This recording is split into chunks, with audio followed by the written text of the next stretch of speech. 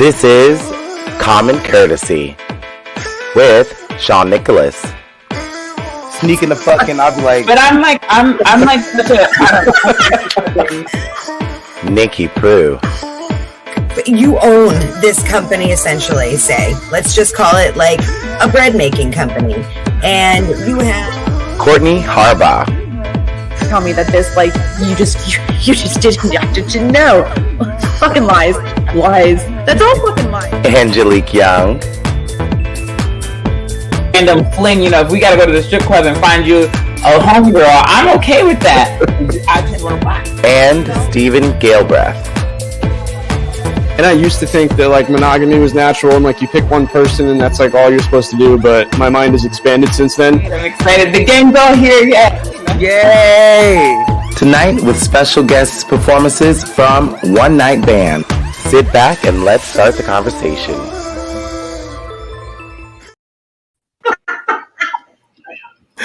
Hey guys, and welcome back to Common Courtesy. I'm your host and moderator, Sean Nicholas, aka Desire Some More. And with me, I have my co-host, Nikki Prue. how's it going? Hey, bae. And down below us, we have our special guest, One Night Band with us. Say hello, everyone. Hello. Hi. So the band consists of, we have Mark, we have Cindy, and we have Ted.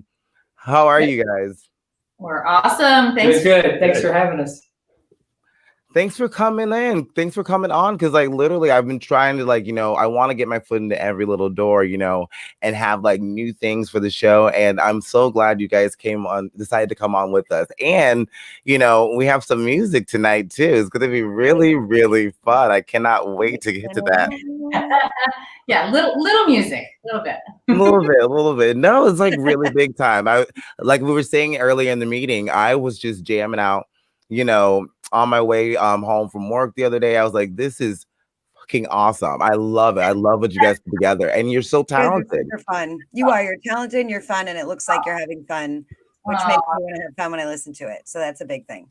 Oh, Thank you. We're very happy to be here tonight. Yes. Thank you. So Nikki, fun little backstory. I met everyone here at you remember I used to take you to the garage and we used to do karaoke? Yes. I miss yeah. it. So I met these three talented individuals there. But I have a question for you guys. What inspired you guys to come together? Because I remember you guys singing solo songs and it was always fantastic. But now we're seeing you guys put your talents together and create something brand new. How did that come to be? Well, it's funny. It's kind of how the name of the band came to be is that a friend of ours was involved in a charity event at a place here in town called the Iberian Rooster. And she said, hey, do you guys think you could play a couple of numbers for this charity event?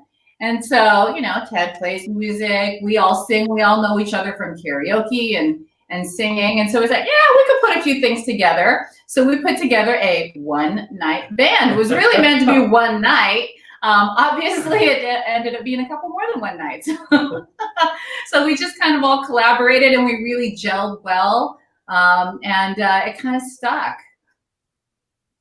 Yeah, and you guys were performing overseas as well, right? Like, because I was talking to you because I hadn't seen you at the show. I mean, at karaoke for a while. I'm like, God, where are these people? And you guys said you were performing overseas. Am I correct about that? Or we were the three of us were in Japan actually over the holidays last year in December. Yeah, and so we sang. We were on Princess Cruise Lines. We did some songs there, and we like to take the show on the road whenever we can. That's awesome. yes, that's so exciting. I was so excited for you guys because I had just found out. I was just on Facebook one day and I was like, I know these guys, and you guys were performing in Japan, and I was like, this is crazy. So anyways, I have another question for you guys. Well, Nikki, let you go. Do you have any questions as well? I mean, yes, I have several, but I mean, I'll try to keep it short. Honestly, how long have you three known each other? Take this one. How long have we known each other? Well, we met at karaoke, 3 years ago, right? At least. Yeah. At least three. that. At least three. Yeah. And through a mutual friend, and then we just started hitting the karaoke circuit and seeing each other everywhere. And these are great people, just good people in general. And so I enjoy being around them all the time. Well, Mark's like family, basically. We're a music family, so. Well, I was going to say, that's why it seems like to me at first glance that you guys are like lifelong friends. It seems like you have a bond that goes a lot further back than just, 3 years of karaoke. And I think that's great. It's evident that you work really well together. And it just seems like you have a great connection, for friendship and for doing this kind of thing. Because I imagine that's going to be kind of difficult, throwing 3 people together, whether or not they get along, and forming such an awesome thing. I mean, me and Sean and Courtney go at it all the time on here. So you guys can work together too. Well, 2 of us have to get along because we're married. So, I mean, but yeah, that's why it's like, one of you could always just be nice and the other one, like that could just be a whole other can of worms. So it just looks like you make it work really well. Yeah, we do. Mark's a really good buffer. So, You're a good man, Mark. Talk. It's a buffer between some of our musical tastes. Yeah. I'm way on the other end. Well, It's a good mix. Yeah. Yeah, because I was gonna ask, like, how do you guys pick your music? They don't let me pick. Is that Mark's job too? Well, Broadway, you know that, Sean. Like I'd be doing some ballad numbers. Mark's our diva, so he can sing this crazy range. So he likes to sing the diva songs. Ted's the rocker. If we had it Ted's way, what would we play, Ted? A lot of Van Halen. A lot of Van Halen. We'd be a Van Halen cover band. We'd be a Van Halen cover real quick. And I'm somewhere in the middle. I do a lot of 80s. I love 80s dance music, right? So, so we kind of meet somewhere in the middle of all of that, and it's kind of fun. That's a great mix. That's like the perfect pot of all the best things. Yeah. Everybody's got a different wheelhouse here, so I like it. I like it. So tell us a little bit about this first song we're going to play, because I'm excited about this one. Save a Horse. What was the inspiration behind that? Because you're really jamming. That was a song Mark and I used to regularly perform in karaoke, and it's one I knew how to play on guitar for, 10 years or so. So I was like, you know what? This would be a really good one in terms of difficulty. It's low-hanging fruit. The danceable factor, everyone seems to enjoy the song. It's fun. It's a very fun song. And it leaves room for making it our own. Whereas we don't necessarily have to do it exactly as it was in the recording, as most, like a tribute band would do. A cover band, their big thing would be to make it their own in some way and still make it fun. Yeah. So if someone else had never heard of the song before, they'd still enjoy it. How can you? Well, without further ado, we're going to hear that little version of that because I love it. So here we are with One Night Band with Save a Horse. Woo!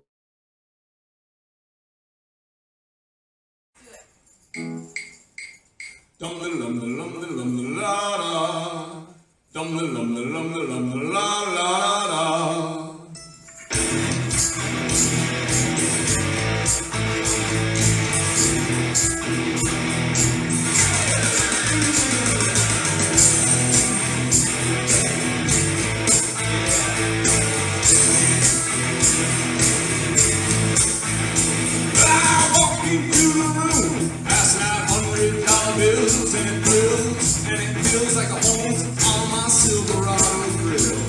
Well, I pass the bars all around the crown, and everybody's getting down in this town. Ain't never gonna be the same.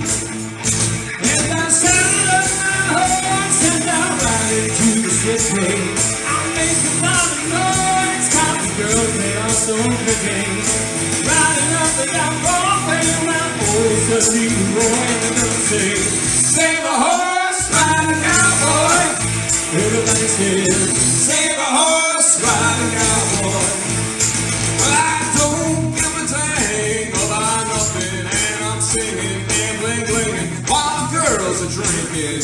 Long necks down, and I wouldn't tread on Leroy. Oh, my Chevrolet, the old Escalade, that freak parade. I'm the only John Wayne left in this town, and I saddle up my horse and I ride into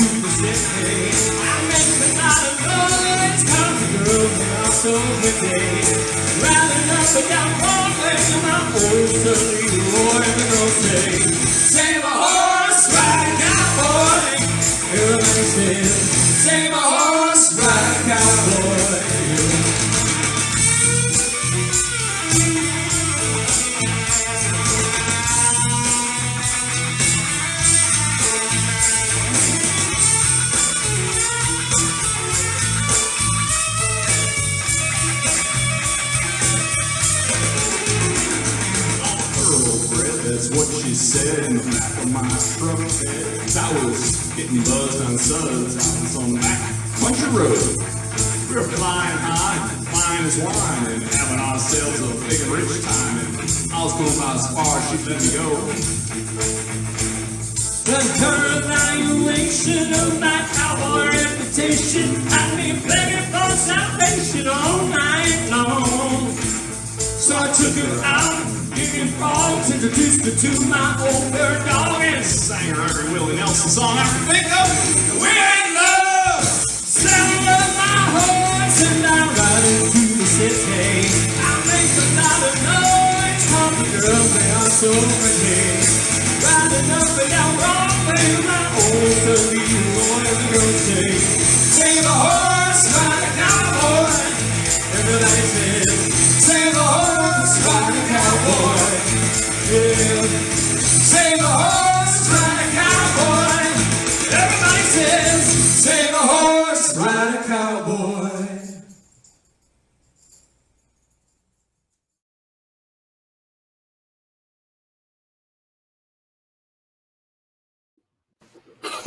Yeah. Thank you. Yeah.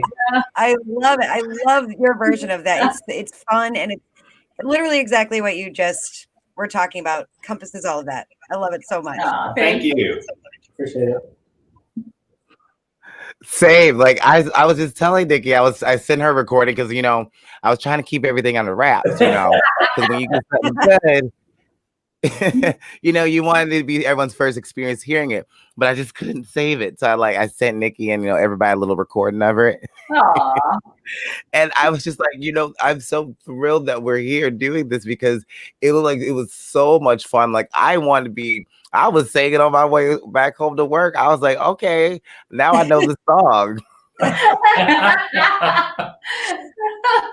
Well, you're a pretty darn good singer yourself and entertainer. So nice compliment if you like it. Thank you. Vice versa, because because I can feel it. I can feel the music in you guys. I can feel the love of what you do in you guys, in your voices, and the way you move. I was having so much fun, and this next song we're gonna play in a minute. I love Cindy's voice. I remember you did this version of Proud Mary, honey. Oh. I was like, she better get it. She better get it. I haven't heard this one. I love my Tina Turner.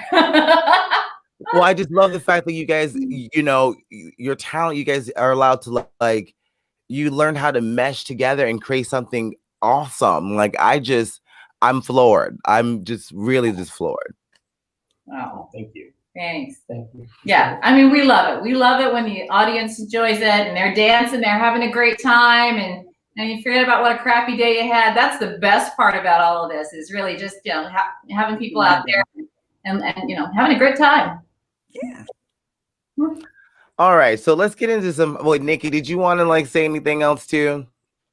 No, I mean I could go on and on and on. I just I'm just super happy that you guys came on. I'm so happy that thank you for doing recordings for us, and honestly, you brightened my week. I know you brightened Sean's week, and I think you're gonna brighten everybody else's week too. So We're honored to be here. Yeah. So let's get into some hot topics, guys, because she's right. My day is so bright because I was just watching SNL this weekend, and Bill Burr was on, and he's one of the most controversial comedians out there. He's up there with Dave Chappelle, and everyone else. So some of the things that he said in this monologue offended some people. He's getting some backlash online.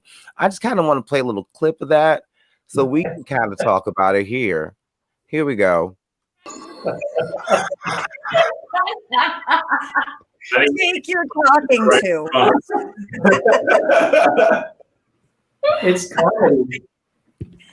I just, and he said a lot of other things in that monologue there. He said a lot. I remember he said something about the mask. He's like, it's great that you wear a mask. You listen to the eggheads, but if you don't wear a mask, you're gonna kill your family, the kid with the asthma. So I know I shouldn't laugh at that. But so let's go to the panel. Let's go to One Night Band. Let's go to you guys. Yeah. The question I have for you guys is, did he go too far? Should we be offended by what he said? Well, let's also take into account he's done stand-up where he's had ideas of thinning the world population Yes. by Thank down cruise ships every summer. So when you talk about a pandemic, he's having a field day with it, and no one is safe with his jokes. No, everybody was fair game, and he makes fun of everyone and anyone, and that's what makes it funny. I think he's hilarious. We're all laughing, and I think you just got to remember it's comedy. He's supposed to push the envelope, right? Wouldn't be funny if he didn't. Right. I think for Saturday Night Live, it was a little out there, maybe, but for us, We We were were like- dying. we were laughing. laughing. You can tell by the vibe of the response, he was losing some people quickly. like we had some moments like, oh, Ooh. But we were still laughing. We were Yeah. still laughing. Nikki, how did you react to this? Oh my God. I mean, the same exact reaction. I was going to also mention that, Bill Burr, as we know, if you listen to his stand-up a lot, wants a plague. He wants a plague. He thinks the world needs a plague. And I just think at this point, especially at this point in 2020, there's going to be at least a handful of people who are going to be mad about it. And if you are offended by Bill Burr, you need to just stop watching comedy. Like, if you can't understand that this man is literally he does not care. It's not that he doesn't care about humanity, but he's a comedian. He's paid to make us laugh about the things in our life that are scary and terrible and awful. And I really appreciate him for that. And I appreciate him for just saying it, all of it, whatever comes into his just crazy, awesome brain, he just says it. And I hope, like, by the time I die, that I've had at least 5 of those moments. They'll never compare with his. But I have a lot. you. There's no love. There's just I didn't I get a chance I cannot love him. to see any of the comments. I can't think of Bill Burr in any sense being racially insensitive, though. I mean, he's married to a black woman, also. Yep. So it's everyone is fair game for him. Exactly. Yeah, he wasn't. It's not a hurtful. It wasn't being directly hurtful to anyone. He wasn't even really being hurtful. He was just being blunt and blatant and just. Yeah. And I love that. And I love also thinking about all the people who are like, and they're going to be mad for so long. And I love it. I love it. Well, I agree with everyone with the panel because, but I thought that last thing that he said was a little racy because it's true. That used to happen back in the day. And, and you're right, Cindy, like everybody was fair game in that. And I thought it was just a little, for me in 2020 right now, like it was very refreshing to hear everything that you have to say. And it's kind of like with your music, it kind of just took me. It took my mind off of everything else that's going on, with the pandemic and everything. So I loved everything he said, because one thing I don't like about people, if they lie about something, and the one thing is fun, there's nothing funnier than the truth. There's nothing that he said to me that no one should be offended. Like it should just, I feel like art is supposed to make you look at things, and comedy is a really good, a really good engine for that, to look at yourself and be like, wow, I got to think about some things. So I think that. And life is easier to get through if you can laugh at it, especially the awful parts. You can find a way to laugh at the worst parts of life. I mean, not really, to a point. It really just, it makes all the difference in the world, and it gets you through.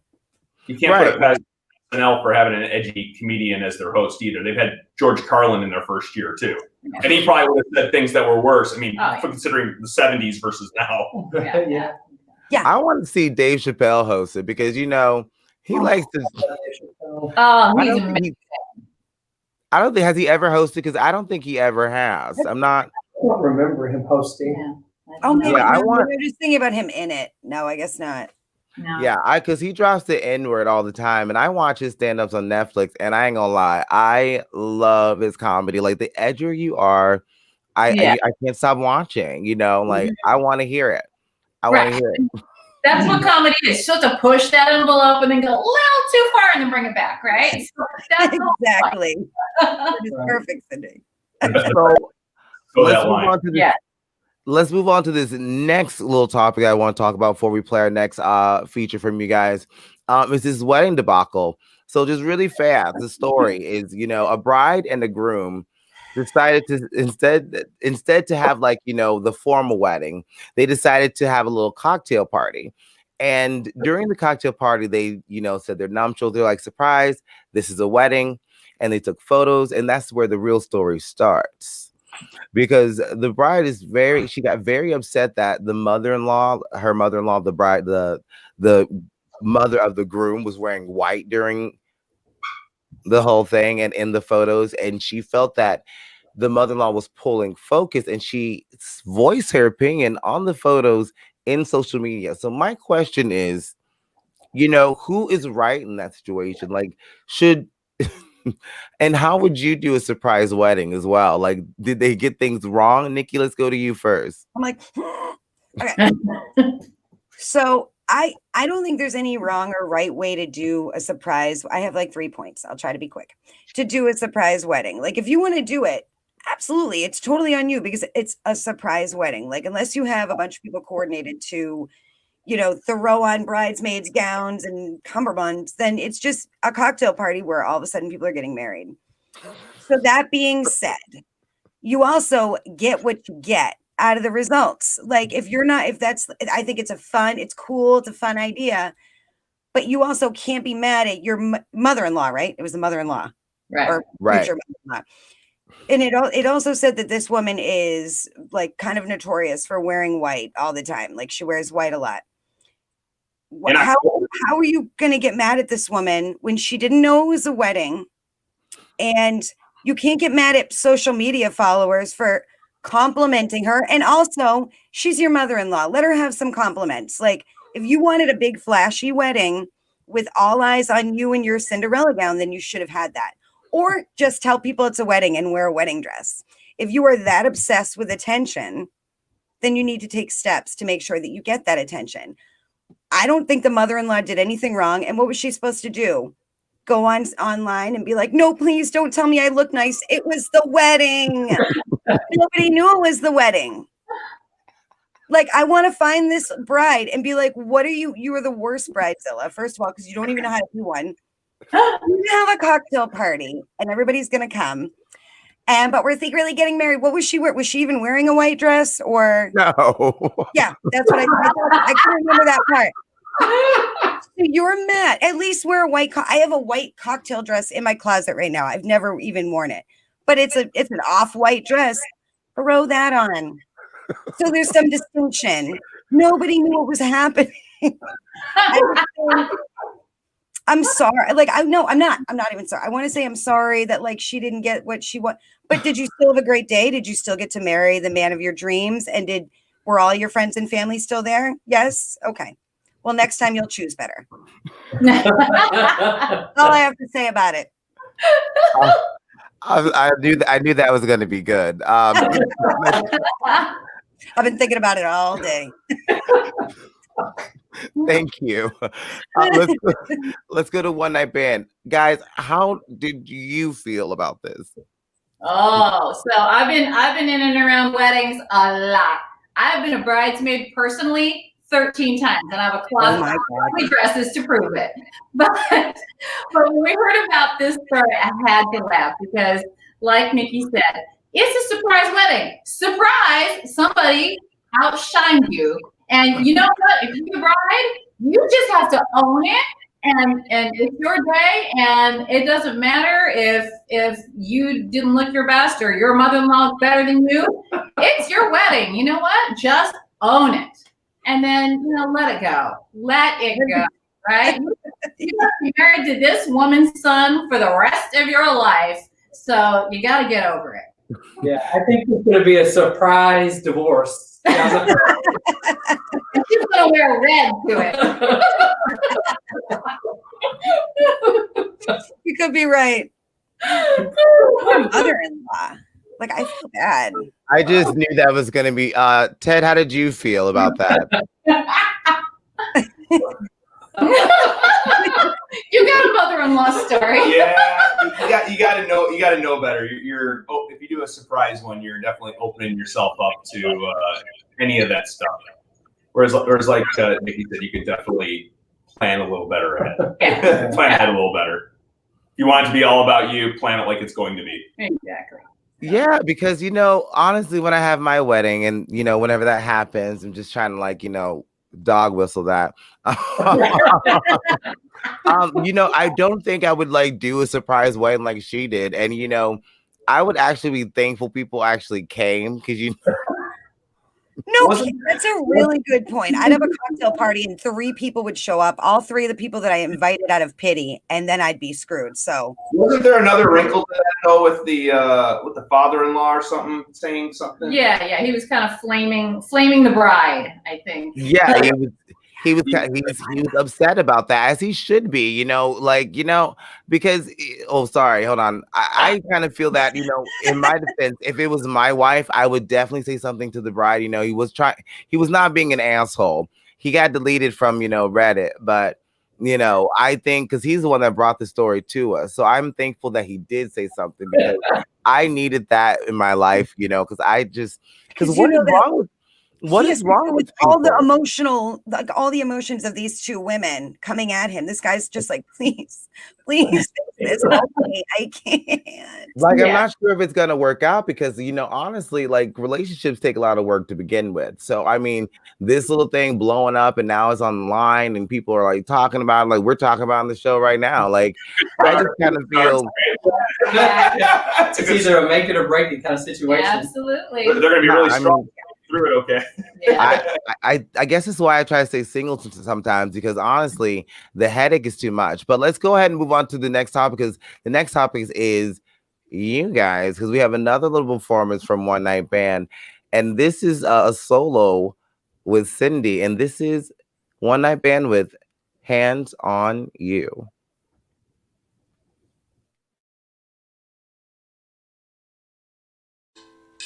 I wish I would have laid my hands on you, show you a thing or two. Wish I'd have pushed you against the wall, locked the door, no bedroom door, the windows in the street. I wish you'd have laid your hands on me. I'm gonna bring you to your knees. Wish I'd let you lay me down, 'cause I won't be wishing now. I wish that I laid my hands on you.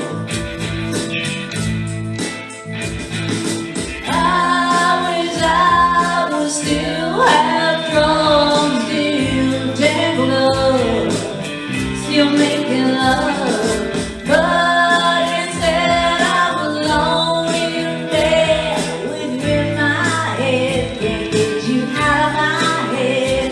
Oh, and my only regret. I wish I would have laid my hands on you.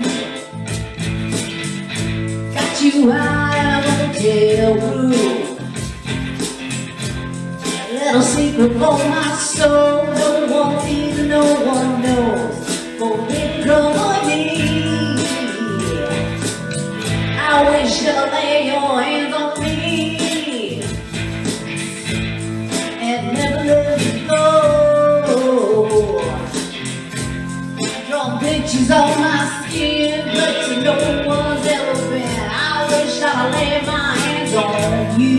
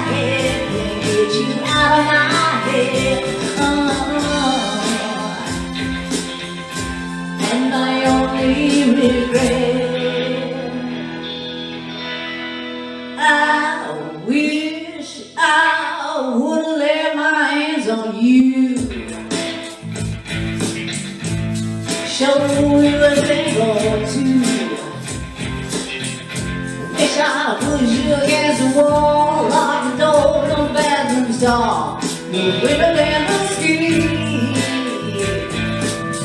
I wish I'd lay your hands on me.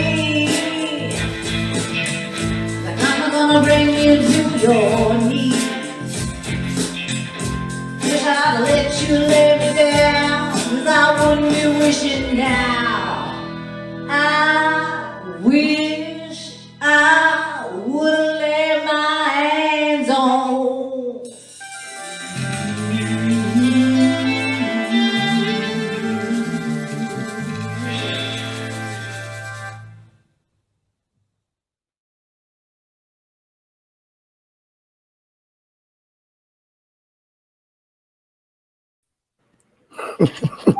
Yes. I'm not gonna lie. I'm glad I knew how long that song was gonna play because I was up here dancing. No, I was like, wait, how long is it? I had a little time. I was like, okay, let me get back in this chair, because I don't want to be a little crazy on the show.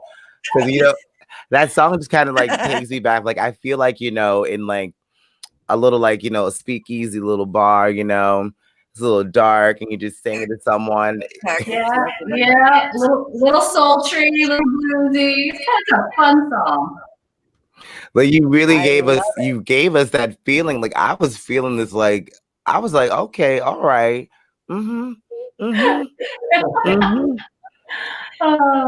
gotta see you guys. Sorry. I gotta see you guys perform live, again. Like, because how can we find you online? So we got this. Here we go. So we have a website. Here we are. Oh my God, you guys! And Florida.com. And we put up all of our videos, our set list, where we're appearing next.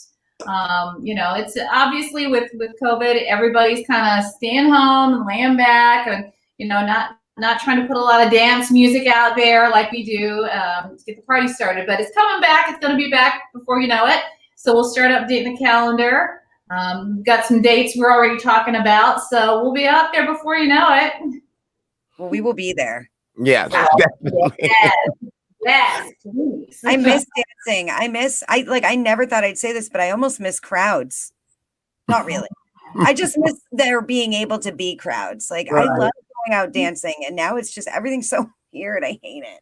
Yeah, it's weird, but we'll get there. We'll get back there. I mean, people gotta dance. You gotta dance. People love music, right? It unites everybody. So yeah, I can't wait for it because honestly, like I miss, being able to go see live bands because that's one of the things that is kind of unique to Florida. You everywhere you go, there's someone like singing live. I was just walking down the street last night, and there was a live band. I had to stop in to hear them. So I cannot wait. I cannot wait for these new dates coming up for you guys because you guys are one of my new favorite bands. Because I was like, this shit is so much fun. I'm definitely looking out for her. I'm definitely going to be looking out for her. But guys, that is the show this evening, and I just kind of want to give a special thank you to One Night Band for sharing their music with us and taking the time to give an interview with us. Thank you guys so much for being here and joining us in Hot Topics.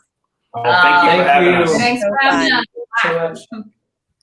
So we'll see you guys next week. Next week, we have a friend of mine as well. Marcus Walker is going to be on here singing as well. So this, like I said, this is going to be a jam-packed month of shows this month because next month we got the election coming up. And we do these on Tuesday nights. We'll see you then, guys. Thank you guys so much for watching.